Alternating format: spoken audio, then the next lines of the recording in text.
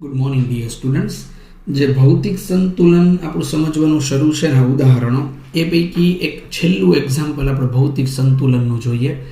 વાયુનું દ્રાવણમાં સંતુલન. હું તમને ખાલી જસ્ટ એક્ઝામ્પલ આપીને સમજાવી દઈશ. વાયુ તરીકે મારી પાસે કાર્બન ડાયોક્સાઇડ છે.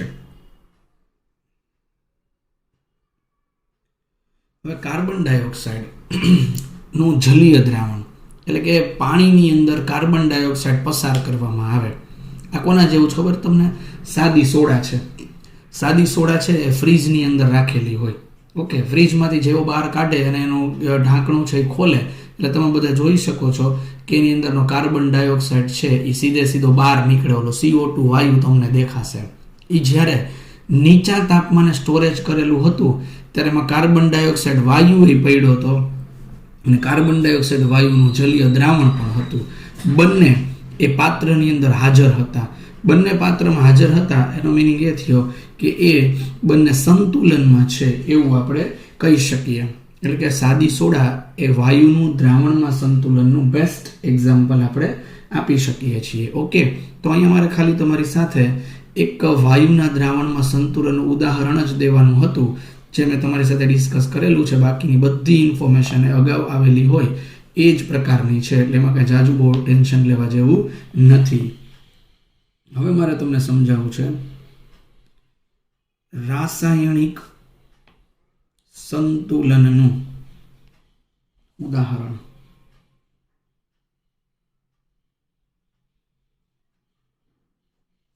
હવેનું જે એક્ઝામ્પલ આપણે જોઈ રહ્યા છીએ એ રાસાયણિક સંતુલનના ઉદાહરણનું એક્ઝામ્પલ વિચારીએ. હવે મારે તમને આ એક્ઝામ્પલ સંતુલન ગતિશીલ છે એ થોડુંક જુદી રીતે સમજાવવું છે. જોજો તમે બધા શું આની અંદર હું હવે તમને પોઈન્ટ ક્લિયર કરી રહ્યો છું એ આપણે આ જગ્યાએ જોઈએ.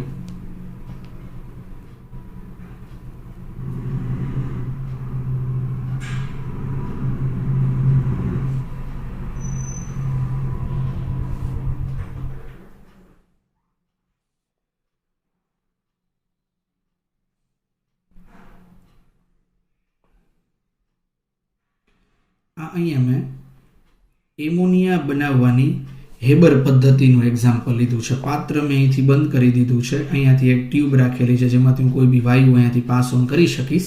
તમે જોઈ શકો છો કે નાઇટ્રોજન અને હાઇડ્રોજન વચ્ચેની પ્રક્રિયાથી આ જગ્યાએ અહીંયા એમોનિયા બની રહ્યો છે.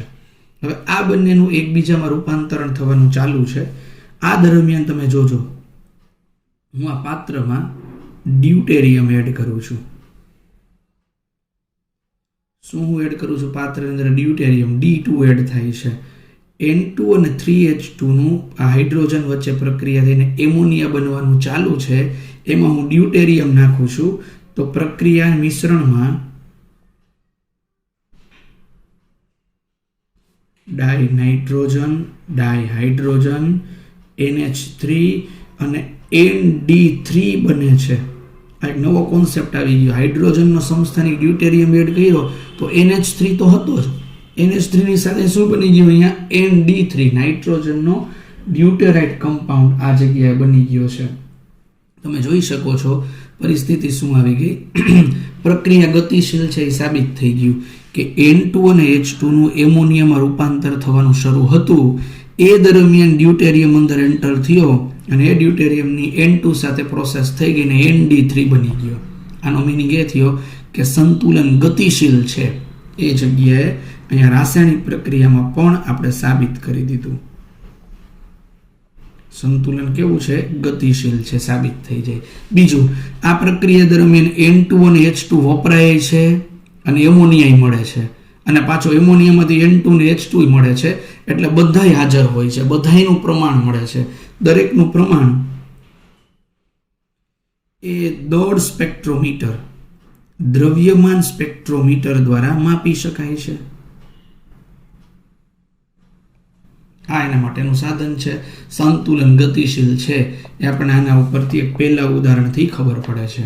ઓકે, હવે હું તમને થોડાક એક નવા કોન્સેપ્ટ તરફ આગળ વધી જાઉં. જોજો આ H2 અને I2 આ બંને વચ્ચે પ્રક્રિયા થાય અને માની લો કે 2HI બને છે. હવે આપણે એવું વિચારીએ, શરૂઆતમાં H2 અને I2 ની સરખી સાંદ્રતા લઈ લઈએ. આ H2 છે મોલારિટી એકમમાં 1 મોલર છે અને I2 1 મોલર છે. પ્રક્રિયક લઈ લીધો. નિપજ તો શરૂઆતમાં કોઈ દિવસ બને નહીં, એટલે અહીંયા 0 જ લેવાનું થાય. તો શરૂઆતની સાંદ્રતા હાઇડ્રોજનની 1 મોલર, I2ની 1 મોલર, HIમાં સાંદ્રતા આવતી નથી. હવે તમે જુઓ, પ્રક્રિયા એક આગળ વધે છે. H2 અને I2નું રૂપાંતર એ HIમાં થવા લાગે છે. તો હવે પાછી આપણે સાંદ્રતા માપીએ. હવે નિપજ HI બનવા માંડી હોય છે, તો HIની સાંદ્રતા ધારો કે માપવામાં આવે છે અને HIની સાંદ્રતા ધારો કે આપણને મળે છે 0.4. HI શરૂઆતમાં હતો જ નહીં અને હવે થઈ ગયું એની સાંદ્રતા કેટલી? 0.4. રૂપાંતર થવાનું શરૂ થઈ ગયું એમાં. હવે વિચારજો, આ H2ની સાંદ્રતા હતી 1 મોલર, આની કેટલી થઈ ગઈ? 0.4. તો બાકી કેટલી બચશે ખબર તમને? 0.6 બાકી વધે. કેમ? એક હતી, એમાંથી 0.4 નીકળી ગઈ, તો એકમાંથી 0.4 કાઢો તો હાઇડ્રોજન કેટલો વધ્યો હશે? 0.6. આયોડિન કેટલું વધ્યું હશે? 0.6.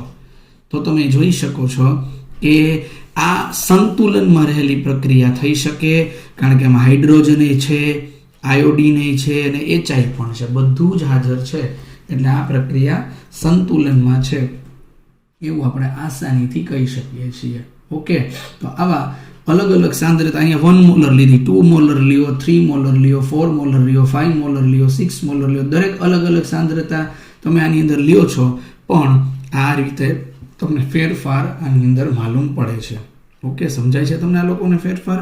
એટલે ફરીથી એમ કહી શકાય કે સંતુલન મિશ્રણમાં પ્રક્રિયક અને નિપજ બંને હાજર હોય છે એવું કહી શકીએ.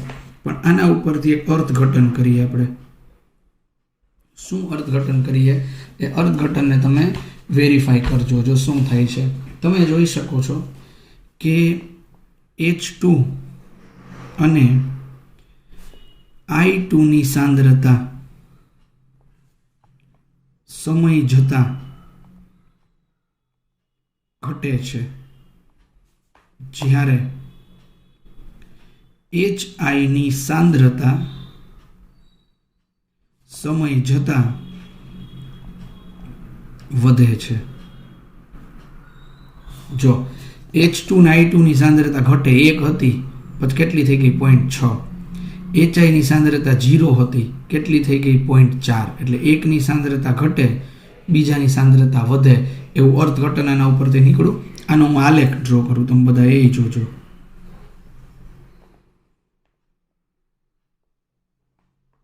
આલેખ કોના વિરુદ્ધ કોનો છે? તો કે આલેખ સાંદ્રતા વિરુદ્ધ સમયનો આલેખ દોરીએ. જો માની લો કે H2 ને I2ની શરૂઆતમાં કોઈ સાંદ્રતા હતી, 1 મોલર, 2 મોલર, 3 મોલર, 4 મોલર જે હોય. અહીંયા આપણે શરૂઆતની સાંદ્રતા લઈએ.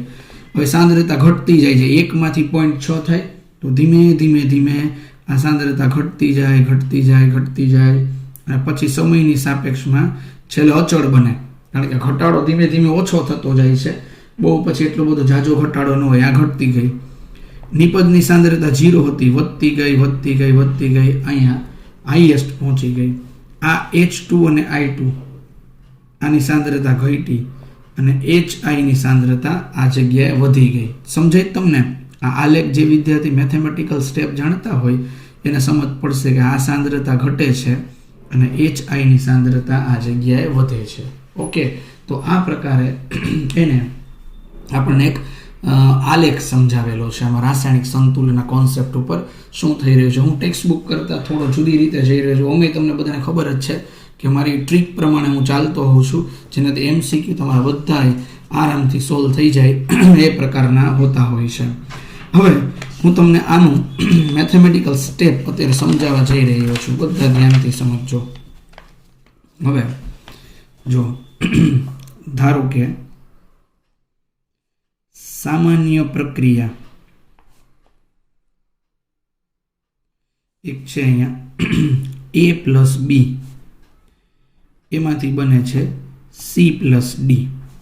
A અને B પ્રક્રિયક છે અત્યાર સુધી તમને જે સમજાણું હોય આ સમજાઈને એટલે આપણે જંગ જીતી ગયા. મેઇન હવે આ જ છે. ચેપ્ટરનો આખો આધાર આના ઉપર છે. સી અને ડી નિપજ છે. અહીંયા લખી નાખું વીએફ, અહીંયા લખી નાખું વીઆર. વીએફ એટલે શું? વેલોસિટી ઓફ ફોરવર્ડ રિએક્શન, એટલે કે પુરોગામી પ્રક્રિયાનો વેગ. પુરોગામી પ્રક્રિયાનો વેગ VR. Velocity of reverse reaction, velocity of reverse reaction. ચાલો, આ આપણું જે એકચ્યુઅલી ક્વેશ્ચન છે ને એ શું છે એ તમને કીધું. સક્રિય દળનો નિયમ. આટલું સમજાય તમને? આ એબી માંથી સીડી બનવા માટે વેગ તો હશે ને, વેગને વીએફ કહેવાય. અને સીડી માંથી એબી બનવા માટેનો વેગ તો હશે, એ વેગને વીઆર કહેવાય. એટલે એ આપણે દર્શાવી દીધું અને કહી શકાય પ્રતિગામી પ્રક્રિયાનો વેગ. હા, તમને કહી દઉં, ઈસવીસન 1864 નોર્વેના ગુલ્ડબર્ગ અને વાગ નામના વૈજ્ઞાનિકોએ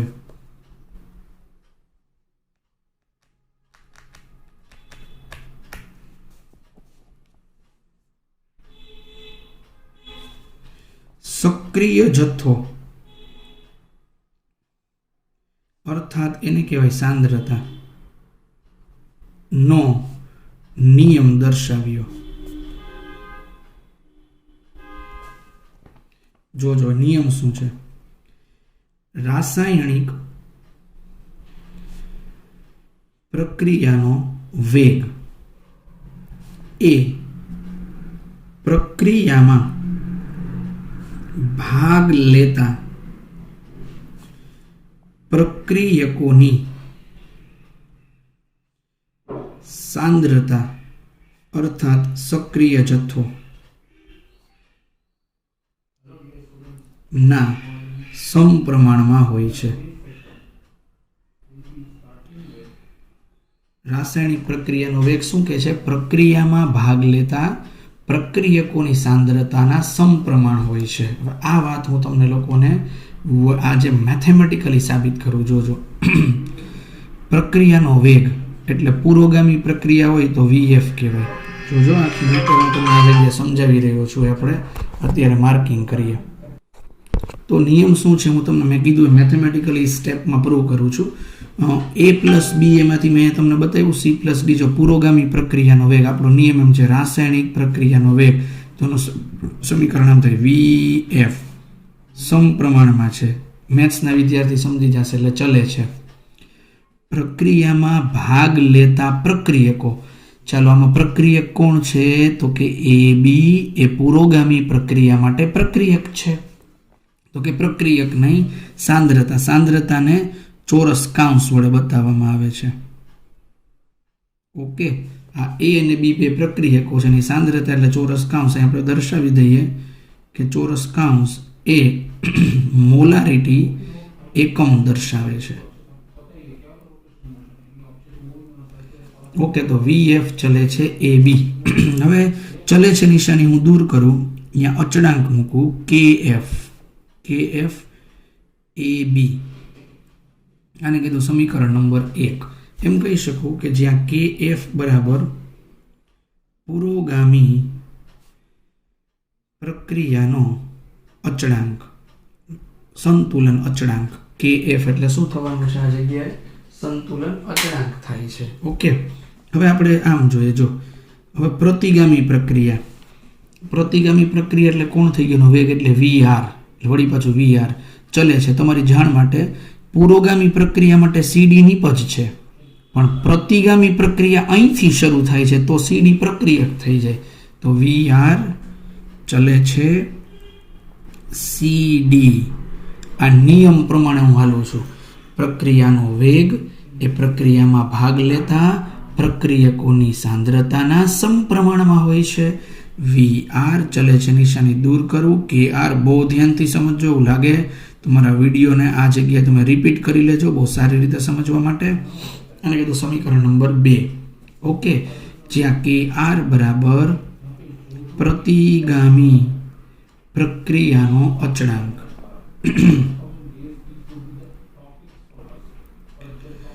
હવે તમામ વિદ્યાર્થીઓને ખબર છે કે સંતુલનમાં રહેલી પ્રક્રિયા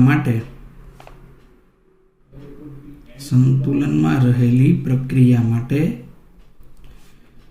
પુરોગામી અને પ્રતિગામી પ્રક્રિયાના વેગ સરખા હોય છે. VF અને VR બંને કેવા હોય છે? સરખા. જો બંનેના વેગ સરખા હોય તો સમીકરણ 1 અને 2 ને સરખાવી શકાય ને. જો 1 માટે શું છે? KF AB. VR શું છે? KR CD. હવે આ KF છેદમાં KR, આ KR ને નીચે લઈ આવો. KF છેદમાં KR બરાબર શું થાય? તો કે CD છેદમાં AB.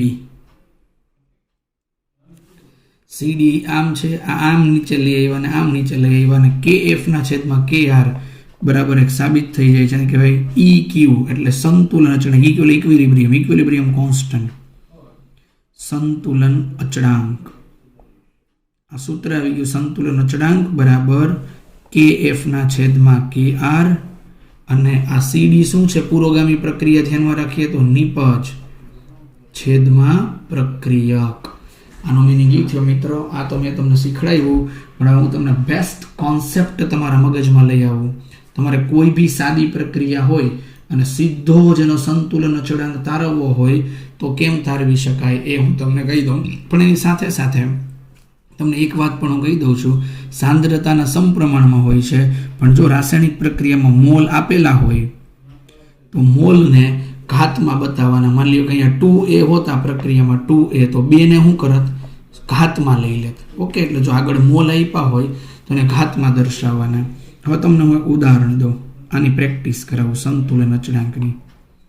જો આવી રીતે પ્રક્રિયા છે, H2 + Cl2 એમાંથી બને છે 2HCl.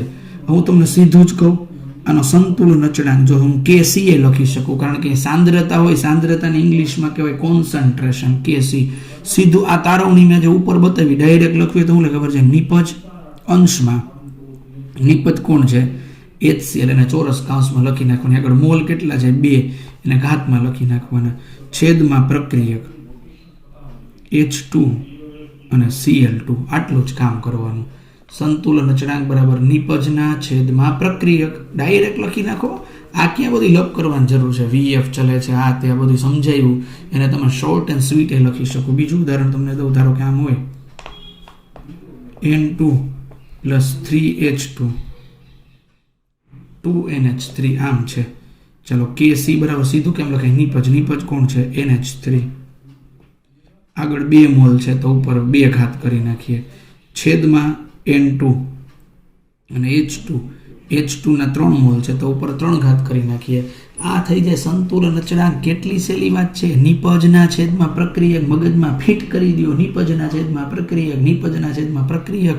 આગળ મોલ આપ્યો અને ઘાતમાં લઈ લેવાના. એટલી સહેલી વાત હું તમને લોકોને કરી રહ્યો છું, જેમાં કોઈ પ્રકારનો પ્રોબ્લેમ થાય એમ નથી. તોય તમને ત્રીજું ઉદાહરણ દઉં. જો 4NH3 સમીકરણ આપી દીધું છે, તમને હું એમ કહું કે ચાલો સંતુલન અચળાંકનું સમીકરણ લખો, તો આપણે કેમ સમીકરણ લખીએ તમે વિચારજો. જો ચાલો સંતુલન અચળાંક KC બરાબર નિપજ કોણ છે? NO અને H2. NO ના મોલ કેટલા છે? 4, તો ઉપર 4 ઘાત. H2 ના મોલ કેટલા છે? 6, તો ઉપર 6 ઘાત. છેદમાં NH3 ના મોલ કેટલા છે? 4, તો ઉપર 4 ઘાત. O2 ના મોલ 5, તો ઉપર કેટલી ઘાત? 5 ઘાત. આ NO ઉપર 4 ઘાત, H2 ઉપર 6 ઘાત, NH3 ઉપર 4 ઘાત, O2 ઉપર 5 ઘાત. ક્યાં કાંઈ છે એમાં? તમે વિચારો. તમને મેં આટલી બધી સાબિતી સમજાવી, પણ સાબિતીનો સૂર માત્ર એક જ વર્ડમાં પૂરો થઈ જાય છે, નિપજના છેદમાં પ્રક્રિયક.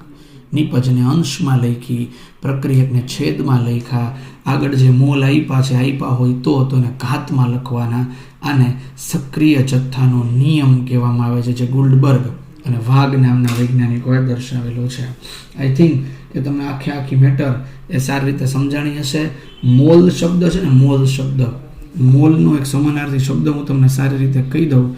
એને તત્વ યોગીય ગુણાંક પણ કહેવાય. શું કહેવાય?